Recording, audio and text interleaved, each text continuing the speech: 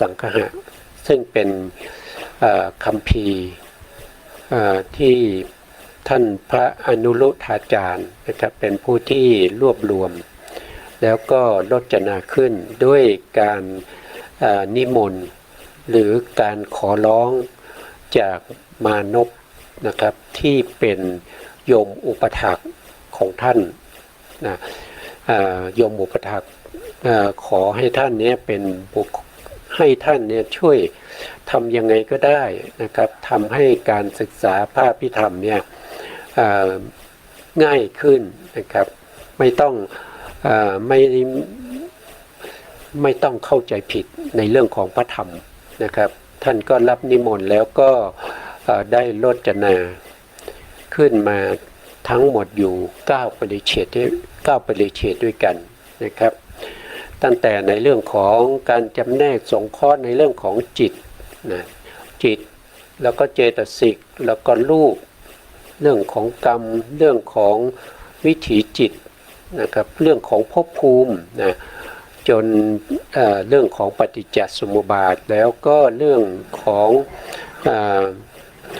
วิปัสสนาแล้วก็สมถะนะครับรวมแล้วก็จะมีอยู่9 ปริเฉดด้วยกันนะเราก็จะเราก็จะเรียนด้วยกันไปเรื่อยๆนะครับจนกว่าจะจบนะครับหรือว่าเท่าที่เรามีเวลานะครับหรือก็ขึ้นอยู่กับเวลาของเรานะครับว่าเรามีเวลามากน้อยแค่ไหนนะครับมันเป็นของมันไม่เที่ยงนะครับมันไม่เที่ยงไม่รู้ว่าเราจะเจ็บไข้ได้ป่วยหรือว่าจะตายเมื่อไหร่นะครับอันนี้ก็เป็นอุปสรรคในการที่เราตั้งใจว่าเราจะศึกษาพระอภิธรรมนะครับให้จบทั้ง9 ปริเฉดแล้วถ้าจบแล้วถ้ามีเวลาเราก็จะศึกษากันต่อไปนะครับในเรื่องของยมกะนะครับในเรื่องของธาตุกถานะครับธาตุกถายมกะแล้วก็มหาปฐานนะครับทั้งหมดเราก็จะศึกษาในคัมภีร์อภิธรรมเนี่ยเราจะเว้นอยู่คัมภีร์เว้นอยู่2 คัมภีร์นะครับก็คือเรื่องของคาถาวัตถุ1นะครับแล้วก็อีกอันหนึ่งก็คือบุคลบัญญัตินะครับก็2อันนี้เราก็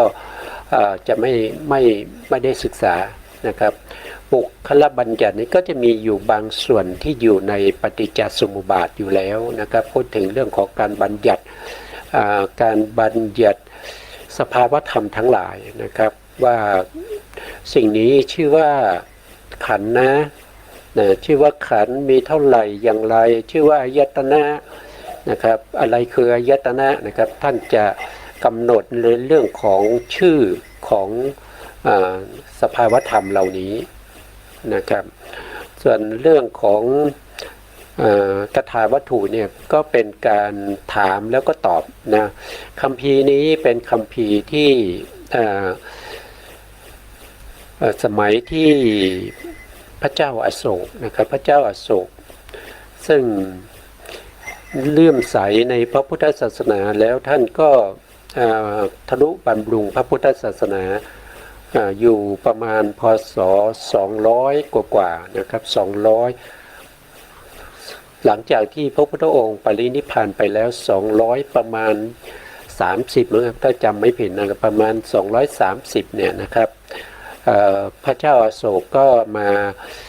ดูแลบำรุงพระพุทธศาสนาเมื่อพระราชานะครับซึ่งเป็นผู้ที่มีอำนาจแล้วก็มีเงินทองมากมายนะครับก็มาบำรุง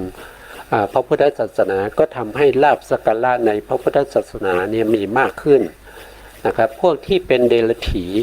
นะครับพวกที่มีเป็นศาสนาอื่นก็ลาภก็จะลาภสักการะก็ลดลงนะครับลดลงแล้วก็บางคนก็แฝงตัวมานะครับเพื่อจะมา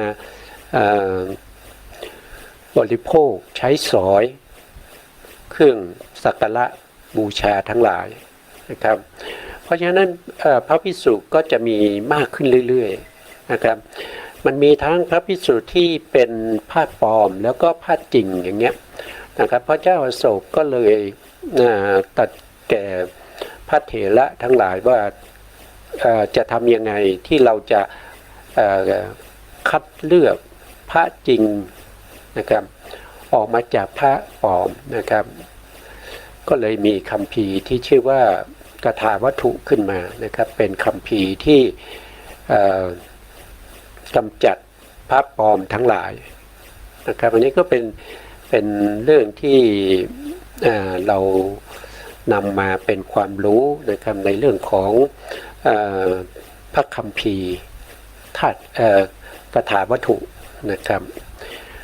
มันมีอยู่2คัมภีร์ผมมักจะพูดแล้วก็มันจะสับสนในเรื่องของชื่อนะครับก็มีธาตุกถาหนึ่งใช่ไหมครับแล้วก็กถาวัตถุหนึ่งผมก็จะพูดบางครั้งก็จะพูดสลับกันนะครับมันนะอันนี้ก็ถ้ายังไงก็ขอโทษในเรื่องของการพูดที่บางครั้งมันก็ขาดสตินะครับขาดสติสตางค์มันก็ทำให้เราเนี่ยจำในสิ่งที่ได้ศึกษาได้พูดได้คุยมาเนี่ยมันบางทีมันก็มันลืมไปนะครับมันก็ลืมไปนะวันนี้เราก็จะเข้าสู่ในเรื่องของฌานังคะนะครับซึ่งเป็นธรรมที่อยู่ในมิสกะสังหารซึ่งเป็นหมวดที่2นะครับเราก็ได้พูดคุยกันไปรู้สึกจะ2ครั้งแล้วครั้งนี้เป็นครั้งที่3นะครับในเรื่องของเรื่องของฌานนะครับฌานังคะไปดูสไลด์ก่อนนะครับไปดูสไลด์ก่อน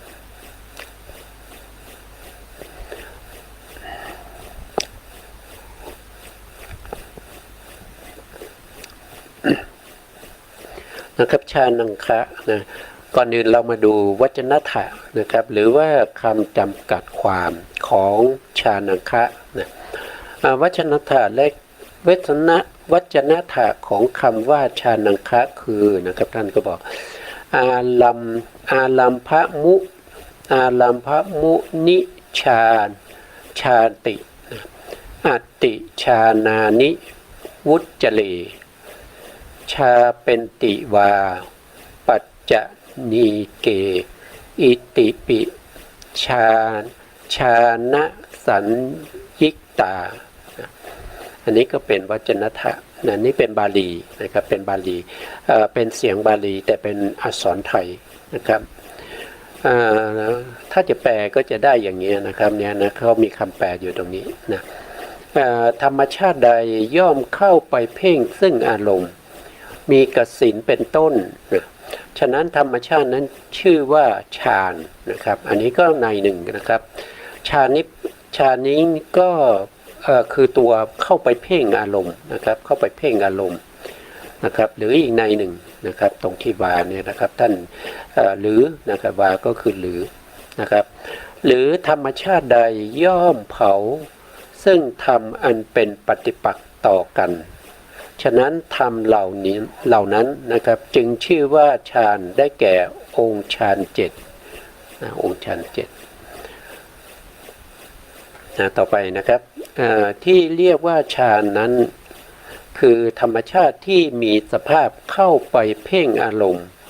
อย่างมั่นคงนะครับสำหรับอารมณ์ที่ถูกเพ่งนั้นไม่จำกัดว่าเป็นอารมณ์กรรมฐานหรือไม่ใช่ก็ตามเป็นโลกียะหรือโลกุตระก็ตามเป็นปรมัตถ์หรือเป็นบัญญัติก็ตามเหล่านี้เป็นอารมณ์ของฌานได้ทั้งสิ้นนะครับได้ทั้งสิ้นนะคำว่าเข้าไปเพ่งเนี่ยก็คือการที่เราจดจ้องนะครับเอาใจจดจ้องอยู่ในสภาวธรรมอย่างใดอย่างหนึ่งที่เป็นอารมณ์นั้นนะครับอารมณ์ก็คือเป็นสิ่งที่ถูกรู้นะการเพ่งก็คือจดจ้องอยู่ในอะไรก็จดจ้องอยู่ในกสิณเนี่ยนะครับกสิณ10นะกสิณ10ก็มีตั้งแต่ปัทวีกสิณนั้นนะอโปกสิณวายโยกสิณแล้วก็เตโชกสิณนะครับแล้วก็มีวรรณะอีก5นะครับก็จะเป็น โอทัตตกสิณก็คือสีขาวปีทัตตกสิณก็คือสีเหลืองโลหิตกสิณก็คือสีแดงแล้วก็นีลกสิณก็คือสีเขียวเข้มนะแล้วก็มีอาโลกสิณนะครับแล้วก็มีแสงนะครับแสงโอแสงก็โอภาสนะครับก็เป็นกสิณ10นะครับอันนี้ได้ถึงชั้น5นะครับได้ถึงชั้น5นะส่วนอสุภะเนี่ยอสุภะก็มี10ก็คือนับตั้งแต่ศพที่ตายได้วัน2วันกำลังขึ้นอืดนะครับแล้วก็ศพที่มีน้ำหนองน้ำเหลืองไหลนะครับศพที่มีหนอนชอนชัยนะครับศพที่มีเนื้อแล้วก็มีเอ็นรัดไว้ที่กระดูกนะก็จะมีทั้งหมด10อย่างนะครับก็คือเป็นเรื่องของปฏิกูลทั้งหลายนะครับเมื่อตายแล้วก็ไปทิ้งไว้ป่าช้านะอันนี้คือสมัยโบราณนะครับสมัยพุทธกาลนะครับและประเทศอินเดียก็ยังมีอยู่นะครับส่วนประเทศไทยเราก็จะหาดูได้ยากในเรื่องของการที่จะเจริญในเรื่องของอสุภะก็คือซากศพทั้งหลายนะเพราะปัจจุบันนี้เขาก็มีการฌาปนกิจนะครับหรือว่ามีการฝังนะครับมีการขุดหลุมฝังศพนะครับก็เราก็ไม่สามารถที่จะใช้เป็นอารมณ์ได้นะครับบางท่านก็บอกว่านะครับใช้รูปถ่ายนะครับรูปถ่ายหรือว่ารูปในหนังสือนะครับที่เป็นเรื่องของซากศพนะครับ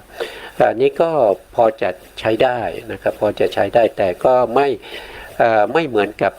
ซากศพจริงนะอันนี้ก็อันนี้อสุภะนี้ก็จะได้แค่ปฐมฌานนะครับขึ้นชั้น2ไม่ได้นะครับเพราะว่าเป็นอารมณ์ที่หยาบนะครับเป็นอารมณ์ที่หยาบก็ขึ้นทุติยฌานไม่ได้เฉพาะปฐมฌานนะครับถ้าจะขึ้นชั้น2ก็ต้องเปลี่ยนอารมณ์นะครับก็ต้องเปลี่ยนอารมณ์มาเป็นกสิณ10นะครับหรือว่าหรือว่าจะเป็นเมตตานะครับอัปปมัญญานะครับก็มีเมตตากรุณามุทิตานะครับขึ้นชั้น2อุเบกขานี่ขึ้นชั้นอุเบกขานี่จะไม่ได้ชั้น2นะครับเพราะอุเบกขานี่จะเอาไปใช้ในกรณีที่เป็นชั้น5นะครับถ้าว่าโดยพระสูตรก็จะเป็นชั้น4นะครับอุเบกขานี่ก็เป็นเรื่องของอารมณ์นะครับเรื่องของอารมณ์ที่ถูกเพ่งด้วยองค์ฌานนะครับด้วยองค์ฌานนะองค์ฌานท่านก็บอกว่ามีอยู่7อย่างด้วยกันนะครับแต่องค์ฌานประเภทที่ไม่สามารถที่จะได้อุปจารสมาธิก็มีนะครับเดี๋ยวเราก็จะไปพูดกันนะครับไปดูรายละเอียดต่อไป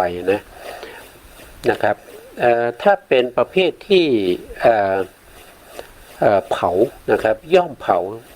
นะครับย่อมเผาซึ่งทำที่เป็นปฏิปักษ์ต่อกันนะครับอันนี้ก็คือจะเป็นประเภทที่เป็นองค์ฌานที่เป็นธมนัสนะครับองค์ฌานที่เป็นธมนัสองค์ฌานที่เป็นธมนัสนะครับน่าจะมีอยู่แค่องค์เดียวนะครับเป็นธมนัสสมนัสนี่ก็บางที่ก็จะใช้คำว่าสุขนะครับเป็นสุขทันใจก็คือสมนัสนั่นเองนะครับแต่ธมนัสเนี่ยจริงๆแล้วธมนัสนี่มันเข้าไม่ถึงอุปจารสมาธินะครับแต่เขาก็มีกำลังนะครับเป็นคณิกะที่มีกำลังนะครับก็ถือว่าเป็นองค์ฌานองค์หนึ่งนะครับนะที่ต่อไปนะครับที่เรียกว่าฌานนั้นเป็นธรรมชาติที่มีสภาพเข้าไปเพ่งอารมณ์อย่างมั่นคงนะครับไปเพ่งอารมณ์อย่างมั่นคงก็คือไปเกาะอยู่อารมณ์นั้นใส่ใจอารมณ์นั้นให้มากๆนะ สำหรับอารมณ์ที่ถูกเพ่งนั้นไม่จำกัดว่าเป็นอารมณ์กรรมฐานหรือไม่นะครับอันนี้ก็เราก็ได้ทราบว่าเป็นกรรมฐานก็มีนะครับไม่เป็นกรรมฐานก็มีนะที่ถูกองค์ฌานเหล่านั้นเข้าไปเพ่งอารมณ์นะครับอย่างเช่นอย่างเช่นโทมนัสนะโทมนัสก็เป็นองค์ฌานองค์หนึ่งนะครับมีเวลาเกิดขึ้นเนี่ยเขาก็จะเกิดร่วมกับจิตที่เรียกว่าเป็นโทสะนะโทสะมูลจิตมีอยู่2 ดวงนะครับโทสะมูลจิต2 ดวงนี้ก็จะไปเพ่งอารมณ์นะครับเพ่งถึงความไม่พอใจความไม่ชอบใจนะครับความเล่าร้อนในใจพวกนี้นะครับก็เป็นอารมณ์ที่เป็นโทสะนะโทสะก็ไปเพ่งอารมณ์เพ่งอารมณ์อะไรก็คือเพ่งอารมณ์ที่ไม่ชอบใจเห็นใครคนใดคนหนึ่งแล้วไม่ชอบใจนะครับเพราะว่าเขาเคยทำร้ายเรามาก่อนนะครับแล้วเขาก็จะทำร้ายเราอีกนะครับอย่างนี้การที่เห็นบุคคลคนนั้นเห็นโดยความเป็นบุคคลนะครับก็เกิดความไม่พอใจนะเมื่อเกิดความไม่พอใจแล้วก็มาคิดนะครับอารมณ์นั้นผ่านไปแล้วอารมณ์ที่เราเห็นสมมติว่าเราเห็นคนที่เราไม่ชอบชื่อว่านายเอนะครับสมมตินะครับนายเอเนี่ยแหละเคยทำร้ายเรานะครับอยู่มาวันหนึ่งก็ไปพบกันนะครับเราก็ไม่ชอบใจนะเกิดอารมณ์ที่เป็นโทสะขึ้นนะครับเกิดเป็นอารมณ์ที่เป็นโทสะขึ้นนะเสร็จแล้วเขาก็เดินหายไปนะครับแต่เราเนี่ยก็ยังติดอยู่ที่ใจนะครับกลับมาที่บ้านก็ยังเห็นนายเอเนี่ยยังเห็นนายเอแล้วก็ทำให้จิตของเราเนี่ยเป็นโทสะจิตที่เป็นโทสะก็ไปเพ่งบัญญัตินะเพ่งบัญญัติที่เป็นบัญญัติเป็นบุคคลคือนายเอแล้วก็เกิดความทุกข์นะครับโทสะก็เกิดขึ้นแล้วก็ความทุกข์ที่เราเกิดขึ้นเนี่ยบางครั้งเนี่ยเขาใช้เวลานานนะครับที่เกิดขึ้นกับเราบางทีเป็นวันนะครับตั้งแต่หลังจากที่เราพบกันแล้วที่เขาพูดวาจาที่ไม่สบอารมณ์ของเรานะครับเช่นเขาว่าให้นะครับว่าเรานะครับด่าเรานะครับอย่างเงี้ยก็เก็บมาคิดนะครับเก็บมาคิดโดยความไม่พอใจอย่างนั้นก็จะเป็นโทสะนะครับเวทนาก็จะเป็นโทมนัสนะครับแล้วก็อารมณ์ก็คือเป็นบัญญัติที่เป็นนายเอนะครับเห็นเมื่อไหร่ก็เห็นเป็นนายเอนะครับอันนี้เป็นอารมณ์นะครับเป็นอารมณ์นะอารมณ์ที่เราไม่ชอบนะครับอย่างนี้ต้องใช้เวลานะครับในการที่เราจะดับอารมณ์ที่เราไม่ชอบเนี่ยไม่ใช่ว่าอย่างเราเป็นปุถุชนเนี่ยไม่ใช่ว่าเห็นแล้วก็มันผ่านไปแล้วมันก็จะหายไปไม่ใช่นะครับมันจะติดอยู่ที่ใจนะครับนึกถึงเมื่อไหร่มันก็จะทำให้จิตใจของเราเนี่ยขุ่นมัวนะครับโทมนัสมันก็เกิดขึ้นไอ้โทมนัสนั้นก็จะไปเพ่งอะไรก็คือไปเพ่งอารมณ์ที่ไปทำอารมณ์ที่นึกถึงในเอมันก็จะเป็นลักษณะอย่างนี้นะครับต่อไปนะครับสำหรับอารมณ์ที่ถูกเพ่งนั้นอันนี้ก็คือไม่เป็นกรรมฐานก็ได้ไม่เป็นกรรมฐานก็ได้นะครับกรรมฐานที่เป็นกรรมฐานที่พระพุทธองค์ทรงแสดงไว้เนี่ยมีอยู่ทั้งหมด40อารมณ์ด้วยกันนะครับ40อารมณ์นะครับเดี๋ยวผมหาดูนิดหนึ่งนะครับเพื่อที่จะเอามาให้ท่านผู้ฟังเนี่ยได้เข้าใจนะครับนะ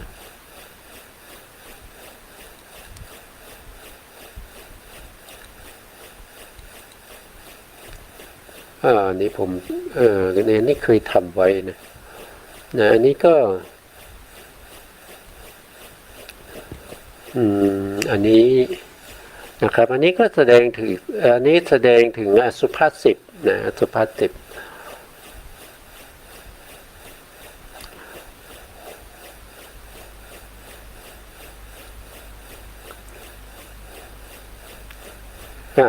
มาดูตรงนี้นะครับตรงนี้ก็จะเป็น เกี่ยวกับเรื่องของกสิณ10นะครับกสิณ10นะกสิณ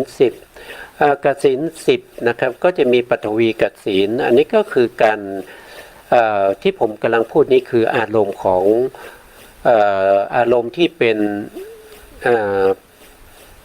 อารมณ์ที่เป็นกรรมฐานนะครับเป็นกรรมฐานแต่ตรงนี้เป็นสมถกรรมฐานนะปฐวีกสิณก็คือธาตุดินที่เรานำมาแล้วก็มาปั้นให้เป็นกลมๆรัศมี1 คืบกับ4 นิ้วนะครับดินที่เรานำมาปั้นเนี่ยจะต้องเป็นสีอรุณออกแดงๆเหมือนกับพระอาทิตย์ตอนเช้าตอนที่กำลังขึ้นสู่ท้องฟ้านะครับก็เป็นสีอรุณนะแล้วก็เอาวางไว้ตรงหน้านะครับแล้วเรานั่งห่างจากองค์กสิณนะครับ1 ศอกนะครับ1 ศอกกับ2 คืบนะครับถ้าจำไม่ผิดนะครับก็จริงๆแล้วก็ประมาณ2 ศอกนะครับนะแล้วเราก็ใช้ตาเพ่งนะครับเพ่งดูที่องค์กสิณเพ่งดูที่องค์กสิณแล้วก็ปากก็บ่นไปนะครับปัทวีใจก็จดจ่ออยู่ที่องค์กสิณนะครับไม่นานนะครับไม่นานถ้าผู้ที่มีบารมีเก่านะครับก็ไม่นานก็จะองค์กสิณนี้ก็จะมาติดที่ตานะครับมาติดอยู่ที่ตาถ้าเราหลับตาเนี่ยก็จะเห็นองค์กสิณนะครับองค์กสิณอยู่ที่ตานะเมื่อเราเพ่งต่อไปนะครับเพ่งต่อไปเรื่อยๆนะครับจนองค์กสิณไปติดที่ใจนะครับองค์กสิณก็จะไปติดที่ใจทีนี้เมื่อไปติดที่ใจเนี่ยเวลาเราเข้าไปในห้องที่มืดๆนะครับไม่มีแสงสว่างเนี่ยเราไม่ต้องหลับตาองค์กสิณมันก็จะลอยมานะครับมันก็จะลอยมาอันนี้ก็เรียกว่าเป็นองค์กสิณที่เราบริกรรมจนติดที่ตาแล้วนะครับเพราะฉะนั้นตรงนี้เราจะต้องรักษาไว้นะครับเราไม่ต้องไปเพ่งองค์กสิณอีกต่อไปนะครับเราก็จะต้องรักษาตัวองค์กสิณนี้ไว้นะครับรักษาตัวองค์กสิณเอาไว้ก็เช่นเดียวกันกับอาโปก็เช่นอาโปนี้เขาจะก็คือกสิณน้ำนะครับก็ต้องเอาบาตรนะครับบาตรที่มีขอบบาตรนี้กว้างประมาณ1 คืบ 4 นิ้วนะครับแล้วก็เอาน้ำที่ไม่ขุ่นนะน้ำใสๆเนี่ยใส่ลงไปให้เต็มขอบบาตรเลยแล้วก็นั่งเพ่งนะครับบริกรรมไปด้วยนะบริกรรมว่าอาโปหรือว่าน้ำนะครับแล้วก็ตาก็เพ่งอยู่ที่น้ำนะครับใจก็จดจ่ออยู่นะครับไม่นานก็จะได้เช่นเดียวกันกับปัทวีนะครับต่อไปก็จะเป็นเตโชนะครับเตโชกสิณเตโชกสิณก็คือไฟนะครับไฟเนี่ยเราต้องก่อกองไฟนะครับก่อกองไฟไว้แล้วก็เอาแผ่นหนังเนี่ยมาตัดนะครับมาตัดเป็นรูปกลมๆนะครับรัศมีก็1 คืบกับ 4 นิ้วนะครับแล้วก็ไปบังนะครับไปแขวนไว้ตรงที่ไฟนะครับให้ไฟที่เราก่อแล้วก็ให้ปลิวเนี่ยมันอยู่ในขอบที่เราตัดนะครับแล้วก็เพ่งไปนะครับก็เพ่งไปเตโชแล้วก็ใจก็จดจ่ออยู่ที่องค์กสิณนั้นนะไม่นานก็ติดนะครับไม่นานก็จะติดที่ใจวายโยก็เช่นเดียวกันนะครับวายโยนี้ในสมัยก่อนเนี่ยนะครับเขาก็เพ่งที่ใบไม้ยอดไม้นะครับที่อ่อนๆที่มีลมนะลมพัดมาใบไม้มันจะสั่นไหวนะครับใบไม้จะสั่นไหวเพราะฉะนั้นเวลาที่เพ่งที่ใบไม้นะครับที่มันสั่นไหวเนี่ยเราก็บ่นไปด้วยว่าวายโยลมนะครับใจก็จดจ่อก็จะได้องค์กสิณมาติดที่ใจเหมือนกันนะอันนี้เป็นองค์กสิณที่4นะครับที่5ก็นีลกะนะครับนีลกะก็คือสีเขียวเข้มนะสีเขียวเข้มเนี่ยเราก็เอากระดาษที่มีสีเขียวเข้มนะครับแล้วก็ตัดเป็นกลมๆนะครับแล้วก็ระบายตรงขอบนะครับตรงขอบขององค์กสิณ นะให้เห็นได้ชัดขึ้นนะแล้วก็ตั้งว่าเอาติดไว้ตรงหน้าแล้วก็เพ่งนะครับนั่งเพ่งไปนะก็เช่นเดียวกันนะครับก็สามารถติดใจได้เหมือนกันนะครับต่อไปก็ปิตะนี่ก็คือสีเหลืองนะครับก็คือสีเหลืองปิตะกสิณนะครับสีเหลืองก็ทำนองเดียวกันนะครับแล้วก็โลหิตะก็จะเป็นสีแดงนะครับแล้วโอทัตตะก็จะเป็นสีขาวนะครับอันนี้ก็จะได้มา8นะครับเป็นกสิณที่เป็นธาตุนะครับกสิณที่เป็นมหาพุทธรูป4นะครับแล้วก็กสิณที่เป็นวรรณะ4ก็คือสีนะครับแล้วก็จะมีกสิณที่เป็นอากาศนะครับเป็นอากาศก็คือช่องว่างนะครับก็คือช่องว่างก็คือเราก็ตัดแผ่นหนังก็ได้นะครับหรือกระดาษในสมัยเนี้ยนะครับแล้วก็ตัดเป็นกลมๆแล้วก็ไปบังติดไว้ตรงที่หน้าต่างนะครับแล้วก็เพ่งออกไปนะครับแล้วก็เพ่งออกไปแต่การที่เราจะติดตรงไหนเนี่ยเราต้องดูด้วยว่าเวลาเรานั่งแล้วเนี่ยจะไม่มีสิ่งใดเนี่ยมาอยู่ในองค์กสิณเช่นต้นไม้นะครับภูเขาหรือว่าดอกไม้อะไรก็ตามนะครับเราต้องเอาองค์กสิณนี้ไปติดไว้ที่เวลาเราเพ่งออกไปเนี่ยมันจะออกไปข้างนอกเบิ้งว้างไปนะครับไม่มีอะไรเลยนะครับออกจากตัวกลมๆที่เป็นกสิณเนี่ยนะครับออกไปแล้วก็เพ่งไปบ่นไปนะครับจนติดที่ใจนะครับจนติดที่ใจนะแล้วก็อาโลกะนะอาโลกะก็คือแสงสว่างนะครับก็คือแสงสว่างนะครับในสมัยพุทธกาลเนี่ยบางท่านนะครับท่านก็จะเจาะตรงหลังคานะครับเจาะเป็นกลมๆแล้วก็ให้แสงพระอาทิตย์เนี่ยลอดเข้ามาตรงที่หลังคาแล้วก็มากระทบอยู่ที่พื้นนะครับแล้วก็เพ่งที่พื้นที่แสงสว่างมากระทบอยู่ตรงนั้นนะครับจนถึงติดที่ใจนะครับจนถึงติดที่ใจนะ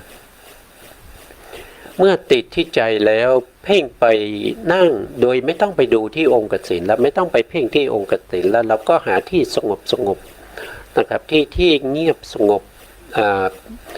ไม่มีผู้รบกวนนะครับไม่มีสัตว์ร้ายมารบกวนใดๆนะครับแล้วเราก็เพ่งองค์กสิณที่มันติดอยู่ที่ใจเนี่ยนะครับก็เพ่งไปเรื่อยๆบริกรรมไปเรื่อยๆเพ่งไปเรื่อยๆในที่สุดเนี่ยมันก็จะได้อุปจารสมาธิอุปจารสมาธิเราก็สังเกตได้ว่านิวรณ์เนี่ยมันเริ่มสงบแล้วก็จิตมันก็นิ่งนะครับนิวรณ์ทั้งหลายเริ่มสงบนะครับแล้วก็ตัวองค์กสิณนั้นนะครับก็จะมีลักษณะไม่เหมือนกับของจริงนะครับไม่เหมือนกับของจริงที่ติดอยู่ในใจนะครับมันก็จะใสขึ้นไงองค์กสิณเนี่ยมันก็จะใสขึ้นเมื่อองค์กสิณใสขึ้นนะครับผ่องใสขึ้นนะก็ถือว่าได้อุปจารสมาธินะได้อุปจารสมาธิเพ่งไปอีกไม่นานนะเพ่งไปอีกไม่นานองค์กสิณนั้นก็จะใสยิ่งขึ้นเรื่อยๆสามารถที่จะขยายองค์กสิณได้สามารถที่จะย่อองค์กสิณได้นะครับในขณะที่เรากำลังมีองค์กสิณนั้นเป็นอารมณ์นะเพ่งไปอีกไม่นานก็จะได้ฌานนะครับก็จะได้ฌานนะเมื่อได้ฌานเนี่ยองค์กสิณนั้นก็จะเป็นอารมณ์ของฌานนะเป็นอารมณ์ของฌานก็จะมันติดอยู่มันไม่ใช่ติดอะคือมันเราเห็นนะเราเห็นด้วยใจอะเห็นองค์กสิณนั้นอะแล้วก็ย่อกสิณองค์กสิณได้ขยายองค์กสิณได้นะครับสามารถที่เราสามารถที่จะมีจิตที่สงบแล้วก็ตั้งมั่นอยู่ในอารมณ์ที่เป็นองค์กสิณนะครับหลังจากนั้นถ้าเราออกจากฌานนั้นมาเนี่ยนะมันก็จะมีวิถีที่เราเรียกว่าเป็นปัจเจเวคขณวิถีนะครับเป็นปัจเจเวคขณวิถีปัจเจเวคขณวิถีนี้เขาจะทำหน้าที่ในการที่จะพิจารณาก็คือมีการใส่ใจถึงองค์ฌานที่เราได้ นะครับที่เราได้เราเพิ่งออกมานะครับแล้วก็จะมีมีมีองค์ฌานนั้นนะเราก็จะรู้ได้ว่าโอ้ที่เราได้เนี่ยมันคือปฐมฌานเพราะวิถีที่เป็นปัจเจเวคขณะวิถีเนี่ยก็จะเห็นองค์ฌาน5นะครับก็จะมีหนึ่งก็คือวิตกนะครับวิตกคือธรรมชาติที่ยกจิตขึ้นสู่อารมณ์นะครับยกจิตขึ้นสู่อารมณ์เราจะเห็นองค์ฌานที่เป็นวิตกเนี่ยชัดเจนนะครับสองก็จะเป็นวิจารณ์นะครับวิจารณ์ที่เป็นองค์ฌานเนี่ยเราก็จะเห็นสภาวะของเขาว่าเขาเนี่ยจะเป็นผู้ที่ประคองหรือว่าเขาขึงอารมณ์ไม่ให้มันไม่ให้อารมณ์นี้มันหลุดไปหรือว่าสั่นไหวไปนะครับก็จะมีวิตกเนี่ยยกขึ้นนะครับยกขึ้นสู่อารมณ์แล้วก็วิจารณ์ประคองเขาขึงอารมณ์นั้นไว้นี่ก็จะเป็นองค์ฌานปรากฏชัดเจนคือเขาปรากฏในขณะที่เราได้ฌานแล้วแต่ในขณะที่เราได้ฌานเนี่ยอารมณ์ของเรามันก็ต้องเป็นองค์ฌานนะครับอย่างเช่นปฐวีองค์ปฐวีที่เป็นองค์ฌานคือธาตุดินเนี่ยเวลาเราอยู่ในฌานเนี่ยเราก็จะมีปฐวีที่ใสผ่องใสนะครับแล้วก็สามารถย่อขยายอะไรได้นะอันนั้นจะเป็นอารมณ์ของฌานแต่เมื่อเราเห็นวิตกวิจารเนี่ยเราออกจากฌานมาเราปัจเจเวกวิถีเนี่ยมันก็จะรู้ได้ถึงว่าในขณะที่เราเข้าฌานเนี่ยมีตัววิตกเนี่ยเป็นตัวที่ยกจิตยกสภาวธรรมทั้งหลายเนี่ยให้ขึ้นสู่อารมณ์ก็ขึ้นสู่จดจ่ออยู่ในปัฐวีนั้นนะครับแล้วก็วิจารณ์ก็เขาขึงประคองไว้ซึ่งอารมณ์นั้นไม่ให้มันหลุดไปนะวิตกวิจารณ์แล้วก็ปิตินะครับในขณะนั้นก็มีปิติด้วยนะครับปิติก็คือความเอิบอิ่มใจนะครับธรรมชาติที่เอิบอิ่มใจในขณะที่เราอยู่ในปฐมฌานในสภาวะธรรมเหล่านี้มันจะเกิดขึ้นนะครับแต่เราจะไม่รู้มันนะครับเราจะรู้ได้ต่อเมื่อเราออกจากฌานนั้นนะครับเพราะว่าในขณะที่เราเข้าฌานเนี่ยจิตเราเนี่ยจะมีองค์ฌานนี้เป็นอารมณ์นะครับมีวิตกวิจารปิติแล้วก็มีสุขด้วยนะครับมีสุขนะสุขก็เป็นเวทนานะครับเป็นเวทนานะครับเวทนาที่เป็นสุขนะครับบาง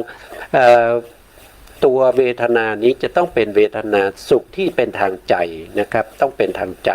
บางครั้งเราก็เรียกว่าเป็นสมนัตนะครับเป็นสมนัตเวทนานะครับแล้วก็มีเอกคตานะครับเอกคตาก็คือสมาธิจิตที่ตั้งมั่นนะต่ออารมณ์ที่เป็นองค์กสิณนั้นนะนี่ก็จะได้องค์ฌานห้านะองค์ฌานห้าเมื่อเราพิจารณาแล้วองค์ฌานห้าเห็นองค์ฌานห้านี้ชัดเจนเนี่ยเราก็รู้ได้ว่าที่เราได้มันเป็นปฐมฌานเพราะมันมีองค์ฌานอยู่5ก็คือมีวิตกวิจารปิติสุขแล้วก็เอกคตานะเอกคตาก็คือตัวสมาธินะอันนี้เรารู้ได้เองนะครับไม่มีใครมาบอกนะไม่ใช่ว่าเวลาเรานั่งแล้วเกิดสภาวธรรมอย่างนี้เกิดขึ้นแล้วเรามีปัจเจเวคขณะวิถีแล้วเราไม่รู้ไม่ใช่นะเราไม่รู้เราต้องไปถามอาจารย์ก่อนว่าสภาวธรรมอย่างนี้มันเขาเรียกว่าอะไรอย่างเงี้ยมันไม่ใช่นะครับเพราะว่าสิ่งเหล่านี้เกิดขึ้นที่ตัวเองนะครับเกิดขึ้นที่ตัวเองต้องรู้นะครับต้องรู้ถ้าไม่รู้ก็เราไม่เรียกว่าเป็นผู้มีปัญญานะครับเพราะว่าปฐมฌานเนี่ยเป็นจิตที่เป็นญาณสัมปยุตก็คือจิตที่มีปัญญาประกอบนะครับมีปัญญาอยู่ในจิตนั้นด้วยปัจเจเวคขณะวิถีนะครับก็มีปัญญาประกอบถึงแม้ว่าชาวนาที่อยู่ในปัจเจเวคขณะวิถีจะเป็นมหากุศลก็ต้องเป็นมหากุศลประเภทที่เป็นญาณสัมปยุตในการพิจารณาองค์ฌานนะครับในการพิจารณาองค์ฌานหลังจากเราออกมาจากฌานนะครับ ทีนี้เขาทำไปเรื่อยๆเนี่ยเขาก็จะมีความรู้สึกว่าปฐมฌานเนี่ยที่มันจะเป็นอารมณ์ที่หยาบเพราะอะไรก็เพราะว่าเขาเข้าออกฝึกบ่อยๆซ้อมบ่อยๆนะครับจนเชี่ยวชาญนะจนเชี่ยวชาญในปฐมฌานนะครับนึกถึงฌานก็เข้าได้นะครับอยากจะเข้าสักสนทนาการอยู่อยากจะเข้าระหว่างที่เขาพูดเราไม่ได้พูดแล้วก็เข้าฌานไปแล้วก็ออกมาก็คุยต่อได้นะครับต้องชำนาญถึงขนาดนั้นนะครับเมื่อเราชำนาญแล้วเราก็จะรู้สึกว่าปฐมฌานเนี่ยมันเป็นฌานที่มันหยาบนะครับมันหยาบก็คือมันไม่ละเอียดพอนะครับเพราะว่าเราฝึกจนจิตของเราเนี่ยมันรู้สึกได้ถึงอย่างนั้นนะครับเพราะฉะนั้นก็อยากจะทิ้งชั้นหนึ่งนะครับอยากจะไปได้ชั้นสองนะครับอยากจะไปเอาชั้นสองนะครับคือบุคคลเหล่านี้เขาต้องรู้นะครับเขาต้องมีปัญญาแล้วก็ต้องรู้นะรู้ว่าชั้นหนึ่งมีองค์ชั้นห้านะเขาต้องรู้นะครับถ้าเขาได้แล้วเขาหลังจากออกจากฌานแล้วปัจเจเวคขณวิถีเกิดขึ้นแล้วถ้าไม่รู้จะพิจารณาอะไรนะครับเห็นก็เห็นไปอย่างนั้นเห็นวิตกชัดเจนเห็นวิจารชัดเจนเห็นวิตกวิจารปิตินะครับปิติสุขเอกทัคคตาเนี่ยชัดเจนแต่ก็ไม่รู้นะครับแต่ก็ไม่รู้ว่ามันคืออะไรอย่างเงี้ยมันไม่ใช่นะครับมันต้องรู้นะผู้ที่ปฏิบัติเนี่ยมันต้องรู้นะครับต้องรู้สภาวะเหล่านี้นะเมื่อเขาทำอย่างนี้ถึงความชำนาญเขาก็จะเบื่อนะครับเขาก็จะเบื่อปฐมฌานเขาอยากจะได้ในฌานที่สูงขึ้นนะครับในฌานที่สูงขึ้นเขาก็รู้ว่าฌานที่สูงขึ้นเนี่ยเขาต้องละตัววิตกเขาต้องละตัววิตกที่เป็นองค์ฌานองค์แรกนะครับธรรมชาติที่ยกจิตขึ้นสู่อารมณ์นะครับตัวนั้นเป็นตัวที่หยาบนะครับเป็นตัวที่หยาบต้องคอยยกขึ้นบ่อยๆนะยกแล้วก็ยกอีกยกแล้วก็ยกอีกนะครับมันหลุดก็ยกอีกอย่างเงี้ยนะเขาก็อยากจะละตัววิตกนะครับแต่ถ้าว่าเราทั้งหลายเนี่ยนะครับก็เป็นบุคคลที่อยู่ในมนุษยภูมินะครับในมนุษยภูมิเนี่ยโดยส่วนมากเนี่ยการละองค์ฌานเนี่ยก็จะละไปทีละสองก็ละวิตกกับวิจารไปพร้อมกันนะครับละวิตกกับวิจารไปพร้อมกันได้ฌานสองได้ฌานสองเมื่อได้ฌานสองแล้วก็ยังเหลือองค์ฌานอยู่สามนั่นก็คือเหลือองค์ฌานที่เป็นปิติแล้วก็เป็นสุขนี่เป็นสุขทางใจไม่ใช่สุขทางกายนะเป็นสุขทางใจหรือเป็นสมนัตนั่นเองแล้วก็มีอุเบกขาก็จะมีอยู่3องค์นะครับเมื่อมีอยู่3องค์เนี่ยเขาได้ทุติยฌานนะครับเขาก็รู้ว่าเขาละอะไรไปบ้างและเหลืออะไรเวลาปัจเจเวคขณวิถีเนี่ยนะครับปัจเจเวคขณวิถีนี่มันก็คือมันจะเกิดหลายวิถีนะครับหลายวิถีแต่ละวิถีก็บางวิถีแรกก็อาจจะนะครับยกตัวอย่างนะครับก็จะเห็นตัววิตกดับไปเห็นวิจารณ์มันคือในวิถีหนึ่งวิถีเนี่ยมันจะรับอารมณ์ได้อยู่แค่อารมณ์เดียวนะเขาจะไม่ได้เห็นอารมณ์พร้อมเดียวกันเขาจะไม่ได้เห็นสภาวธรรมที่เป็นองค์ฌานพร้อมกันไม่ใช่นะอย่างเช่นชั้นสองเนี่ยนะครับเวลาที่เขาจะออกจากฌานเนี่ยเขาก็จะมีปัจเจเวกนะครับมีปัจเจเวกวิถีพอปัจเจเวกวิถีเนี่ยเขาก็จะเห็นว่านะครับวิตกไม่มีแล้ววิตกละไปแล้วนะครับอันนั้นก็จะหมด1วิถีแล้วก็วนมาอีกขึ้นวิถีที่2ก็จะเป็นปัจเจเวกขณวิถีเหมือนกันแต่วิถีที่2เนี่ยก็จะมาดูพิจารณาองค์ฌานที่เป็นวิจารณ์นะครับวิจารณ์ก็เห็นว่าวิจารณ์นี่มันดับไปแล้วแล้วก็มาอีกวิถีหนึ่งก็จะเห็นว่ายังเหลืออยู่ปิติอย่างเงี้ยก็จะไปเรื่อยนะครับแล้วก็วิถีต่อมาก็จะเห็น สุขนะครับแล้วก็วิถีต่อมาก็จะเห็นสมาธิเอกคตานะครับก็เหลืออยู่3นะครับเหลืออยู่3ได้ฌาน2นะได้ฌาน2นะละองค์ฌานตัววิตกกับวิจารได้ฌาน2นะครับพอฌาน2เนี่ยเขาก็ทำเหมือนเดิมนะครับก็เข้าออกบ่อยๆฝึกบ่อยๆจนในที่สุดก็เกิดความเบื่อหน่ายในฌานที่2เมื่อเบื่อหน่ายในฌานที่2เขาก็เห็นว่าตัวปิตินี่มันเป็นสภาวธรรมที่มันหยาบนะครับถ้าละปิติได้ก็ดีนะครับเพราะฉะนั้นเขาก็พยายามที่จะละปิตินะครับเข้าฌานออกฌานอยู่เรื่อยๆจนในที่สุดเนี่ยเขาก็ละปิติได้นะครับละปิติได้พอละปิติได้เนี่ยเขาก็จะอยู่ในฌานที่3นะครับเขาก็จะขึ้นฌานที่3ก็คือตติยฌานนะครับทวนอีกทีนะครับปฐมฌานนะครับมีองค์ฌาน5นะพอขึ้นฌาน2ทุติยฌานก็ละองค์ฌานไป2ก็เหลือ3นะเหลืออะไรเหลือปิติสุขเอกคตานะพอขึ้นฌาน3ก็จะละตัวปิติไปนะครับอยู่ฌาน3นี่ไม่มีปิติมีแต่สุขกับเอกคตานะครับอยู่ในฌานที่3นะครับอยู่ในฌานที่3ต่อมาในฌานที่3นี้ก็ฝึกไปฝึกมาจนเกิดความรู้สึกว่า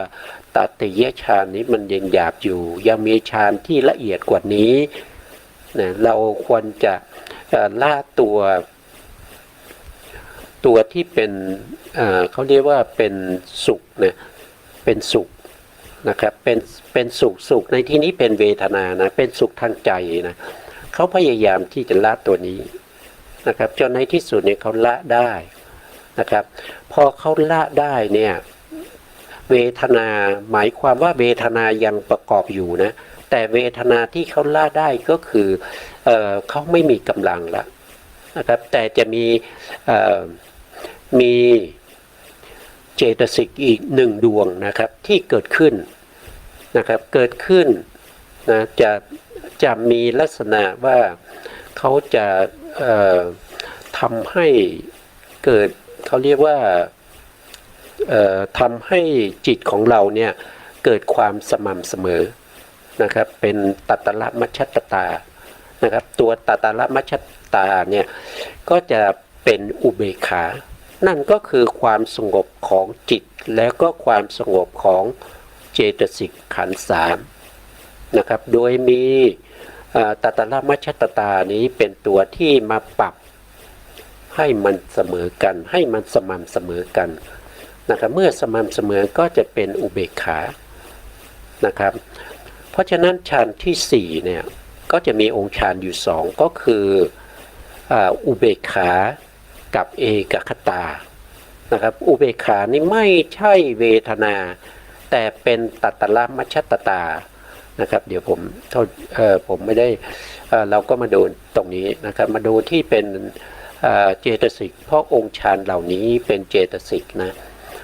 ตัวที่เป็นองค์ฌานในปฐมฌานมีอยู่5ก็คือ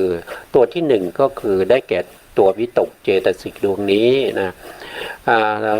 องค์ที่2ได้แก่วิจารเจตสิกดวงนี้นะถัดมานะครับองค์ที่3ก็คือได้แก่ตัวปิตินะได้แก่ตัวปิตินี้นะปิติองค์ที่3นะครับองค์ที่4ก็คือสุขก็คือได้แก่ตัวเวทนานะครับเวทนาตัวนี้ทำหน้าที่สุขหรือสมนัตทางใจนะครับแต่เป็นเวทนานะสุขนะครับตรงนี้ได้4นะครับต่อมาก็จะเป็นดวงนี้ก็เป็นดวงที่5เรียกว่าเอกคตาเอกคตานี้เป็นองค์ของสมาธินะครับตัวนี้เป็นองค์ของสมาธิขาดไม่ได้นะครับตัวเนี้ยละไม่ได้นะบางคนอาจจะคิดจะไปละเอกคตานะมันละไม่ได้นะครับเพราะเราอยู่ในสภาวะของความเป็นสมาธินะพอฌานที่1นี้ละตัววิตกได้โทษทีฌาน1มี5องค์ฌานนะครับ1วิตก2วิจาร3ปีติ4สุขนะครับ5เอกคตาอันนี้คือสภาวะของความเป็นปฐมฌานนะครับเป็นความเป็นปฐมฌาน พอนี้ถ้าเขาขึ้นชั้นสองเนี่ยเขาก็จะละตัววิตกนะละตัววิตกละตัววิจารณ์นะครับเขาก็ยังเหลือปีติ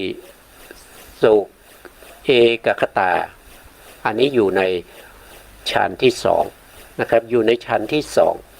ทีนี้เขาอยากจะขึ้นชั้นสามเขาก็เห็นว่าตัวปิตินั้นเป็นตัวหยาบนะครับเป็นติเพราะฉะนั้นเขาจะพยายามละปิติจนในที่สุดเขาละปิติได้นะครับก็จะเหลือสุขนะก็จะเหลือสุขแล้วก็เอกคตามีองค์ฌานสองนะครับซึ่งเป็นฌานที่สามเรียกว่าตติยฌานนะตติยฌานพอจะขึ้นชั้นสี่นะครับพอจะขึ้นชั้นสี่เนี่ยเขาก็จะละตัวสุขนะครับเห็นว่าสุขเนี่ยมันหยาบกว่านะครับก็พยายามที่จะละตัวนี้เมื่อตัวนี้มีเขาละได้เนี่ยมันจะมีอีกตัวหนึ่งที่มีกำลังมากนะครับเกิดขึ้นมาทำหน้าที่ปรับเรื่องของจิตแล้วก็เจตสิกให้สม่ำเสมอกันนะครับตัวนั้นได้แก่ตัวนี้นะตัวนี้เป็นตัตตรมัชฌัตตานะครับเพราะฉะนั้นเนี่ยในฌานห้าเนี่ยก็จะมีตัตตรมัชฌัตตาซึ่งทำหน้าที่เป็นอุเบกขาก็คือเสมอกันนะครับไม่ยิ่งไม่หย่อนกว่ากันนะครับจะต้องเสมอกันทั้งจิตและเจตสิกขันธ์สามทั้งหลายนะครับแล้วก็มีเอกคตาอันนี้ก็จะเป็นฌานสี่อันนี้ในเห็นพระสูตรนะครับในเห็นพระสูตรเพราะว่าฌานสองเขาละพร้อมกันคือวิตกกับวิจารณ์แต่ถ้าเป็นเทวดานะครับถ้าเป็นเทวดาเนี่ยเขาละเอียดกว่านะครับเทวดาละเอียดกว่าเพราะฉะนั้นพวกที่เป็นเทวดาแล้วก็การทำฌานนะครับฝึกฌานเขาจะละไปทีละตัวนะครับอย่างเช่นเขาจะฌานหนึ่งนี้มีห้าใช่ไหมครับมีทั้งวิตกมีทั้งวิจารมีทั้งปิติแล้วก็สุขกับเอกคตาด้วยนะครับเขาจะมีห้าแต่พอขึ้นชั้นสองเนี่ยเทวดาเนี่ยเขาจะละตัววิตกตัวเดียวพอละวิตกได้ก็จะเป็นชั้นสองนะก็จะเป็นชั้นสองนะครับต่อมาเขาก็เห็นว่ามันหยาบก็ละปิตินะครับพอละปิติได้ก็จะไปขึ้นชั้นสองขึ้นชั้นสามแล้วนะครับตอนแรกละวิตกได้ขึ้นชั้นสองละวิจารได้ขึ้นชั้นสามขึ้นชั้นสามแล้วก็ละปิติได้ก็ขึ้นชั้นสี่นะครับขึ้นชั้นสี่ละปิติได้ต่อมาก็ละตัวสุขคือเวทนาก็ขึ้นชั้นสี่นะครับก็ขึ้นชั้นสี่นะครับต่อมาเขาก็ต้องละตัวที่เป็นสุขเนี่ยนะครับโดยมีเอกคตากับตัตตรมัชฌัตตาสองอันนี้เป็นองค์ฌานเราจะเรียกว่าเป็นอุเบกขากับเอกคตาอันนี้จะอยู่ในชั้นห้าละนะก็จะแตกต่างกันนะครับผู้ที่มีอัธยาศัยมีอุปนิสัยที่ฝึกในเรื่องของฌานมีบุญบารมีเก่าๆที่เคยได้ฌานมานะครับอาจจะเป็นภพที่นับจากภพที่เราเป็นอยู่ปัจจุบันถอยไปภพหนึ่งเขาเคยได้ฌานเขาเคยได้ฌานอย่างนี้เวลาการที่เขาจะมาประพฤติปฏิบัติเนี่ยมันก็จะง่ายนะครับมันก็จะง่ายเพราะของเก่าที่เป็นบารมีมันติดตัวมานะครับหรือว่าบางท่านอาจจะถอยไปสองภพสามภพอย่างเงี้ยมันก็ยังสามารถที่จะส่งเสริมให้เราทำฌานในปัจจุบันนี้ได้นะเพราะฉะนั้นเนี่ยก็จะมีอยู่สองในนะครับในเหมพระสูตรเนี่ยมีฌานสี่นะครับในเหมพระพิธรรมมีฌานห้าต่างกันตรงไหนก็คือต่างกันตรงที่การละองค์ฌานถ้าเป็นในพระสูตรเนี่ยขึ้นฌานสองเนี่ยเขาจะละองค์ฌานไปสองพร้อมกันเลยก็คือวิตกกับวิจารนะแต่ถ้าในพระพิธรรมเนี่ยนะครับพวกที่โดยส่วนมากก็เป็นพวกที่เป็นเทวดานะครับที่เขาทำฌานเนี่ยเขาจะละไปทีละตัวนะครับชั้นหนึ่งนี่มีองค์ฌานห้าครบพอขึ้นชั้นสองเขาละวิตกได้เขาละตัววิตกได้ก็ขึ้นชั้นสองนะครับ พอละวิจารได้ก็ขึ้นชั้นสามนะต่อมาก็ละปิตินะครับละปิติได้ก็ขึ้นชั้นสามนะครับขึ้นชั้นสามนะแล้วก็ละสุขอีกตัวหนึ่งก็ละสุขเดี๋ยวโทษทีนะละวิตกเนี่ยขึ้นชั้นสองนะครับละวิจารนี่ขึ้นชั้นสามละปิติขึ้นชั้นสี่นะครับละสุขนี่ขึ้นชั้นห้านะเขาจะเป็นอย่างนี้โดยส่วนมากจะเป็นพวกเทวดานะครับเป็นพวกเทวดานะก็จะเป็นลักษณะนี้นะครับก็จะเป็นอย่างนี้ว่าโดยองค์ฌานเนี่ยโดยส่วนมากเราก็รู้ในเรื่องของวิตกวิจารนะครับแล้วก็ปีติสุขเอกคตา5องค์นะครับจริงๆแล้วมีนี่อีกองค์หนึ่งตัวนี้เป็นตัวที่อยู่ในชั้น5นะครับในพระอภิธรรมในชั้น5นะครับเป็นตัวที่ปรับคือหมายถึงว่าเขาอยู่เขาประกอบตั้งแต่ชั้นหนึ่งมาแล้วแต่เขาไม่มีกำลังนะแต่พอถึงชั้น5เนี่ยเขาจะมีกำลังมากนะเขามีกำลังมากจนได้เป็นองค์ฌานเขาทำหน้าที่ในการที่จะทำให้จิตและเจตสิกเนี่ยเกิดความสม่ำเสมอกันนะทำหน้าที่ให้พร้อมเพียงกันนะก็คือได้แก่ตัวตัตระมัชฌัตตานะอันนี้ก็เป็นเรื่องของการทำสมถะนะครับก็เจริญในเรื่องของสมถะก็จะเป็นลักษณะอย่างนี้นะครับทีนี้เราก็พูดถึงตอนแรกเราพูดถึงอารมณ์ที่เป็นสมถะ40ใช่ไหมครับเราได้ไป10แล้วนะครับก็เรียกว่าเป็นกสิณ10ในกสิณ10ทวนอีกทีก็จะมีปฐวีกสิณนะครับ1คือปฐวีกสิณ2อาโปกสิณ3เตโชกสิณ4วายโยกสิณ5นิลกะกสิณ6ปิตะกสิณ7โลหิตกสิณ8โอทัตตกสิณ9อากาสกสิณ10อโลกะกสิณอันนี้คือกสิณ10นะครับต่อมาก็จะเป็นพวกที่เป็นอสุภะ10นะอสุภะ10ก็มีอุทธุมาตกะอันนี้ก็คือตายได้ประมาณ 2-3 วันนะครับอันนี้พองละพองขึ้นนะครับแล้วก็มีสีต่างๆนะครับมีสีขาวก็คือที่เป็นหนองมีสีเขียวที่ช้ำมีสีแดงก็จะเป็นที่มีเลือดนะครับพวกนี้นะครับมีโอทัตตกสิณนั้นวินินลกะนะครับแล้วก็วิปุภกะเนี่ยก็คือมีหนอนชอนชัยนะครับเนี่ยแล้วก็ต่อมานะครับวิชิทกะนะครับวิขายิตกะนะวิขาตะไม่ใช่นะครับวิขิตกะนะครับหัตตะวิขิตกะนะครับโลหิตะนะปุลุวกะนะอัฐิก็คือเหลือแต่กระดูกนะครับเหลือแต่กระดูกขาวโพลนนะอันนี้ก็เป็นอารมณ์ที่เราเรียกว่าเป็นอสุภะนะครับได้สมาธินะอารมณ์พวกนี้นะครับได้สมาธิ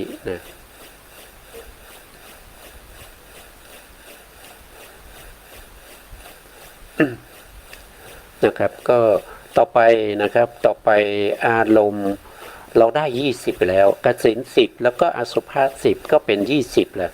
นะครับได้20อารมณ์แล้วที่เป็นสมถะทำให้ได้ฌานแล้วก็อสุภะเนี้ยอสุภะที่เป็นซากศพนี้นะครับได้เฉพาะปฐมฌานนะครับขึ้นฌาน2ไม่ได้นะครับไปฌาน2ไม่ได้นะครับถ้าจะไปฌาน2ต้องเปลี่ยนอารมณ์นะครับเปลี่ยนไปเป็นกสิณก็ได้นะครับหรือว่าจะเปลี่ยนมาเป็นอัปปมัญญา3นะครับก็คือเมตตากรุณานะครับแล้วก็มุทิตานะครับอุเบกขาขึ้นชั้น2ไม่ได้นะครับอุเบกขาต้องไปชั้น5นะอันนี้ก็ได้มา20นะครับต่อไปก็คืออนุสติ10นะอนุสติ10ก็มีพุทธานุสติทำเวลาหมดแล้วนะครับผมเพลินไปเลยวันนี้ไม่ได้ถูเวลาโทษทีนะครับเอาไว้พบกันใหม่ในโอกาสต่อไปนะครับวันนี้ต้องลาแล้วนะครับ สุดท้ายนี้ขอกราบขอบพระคุณพระครูสมุทรวิศวัตรวรกิจโจผู้อำนวยการสถานีวิทยุเพื่อการศึกษาพระพุทธศาสนาและวัฒนธรรม FM 104.5 เมกะเฮิรตซ์วัดฝายหินจังหวัดเชียงใหม่และขอกราบขอบพระคุณพระครูปริยัติยานุสาสตร์ขอบคุณท่านผู้ฟังและผู้ชมทุกท่านที่ติดตามในรายการพระไตรปิฎกลอยฟ้าในเนื้อหา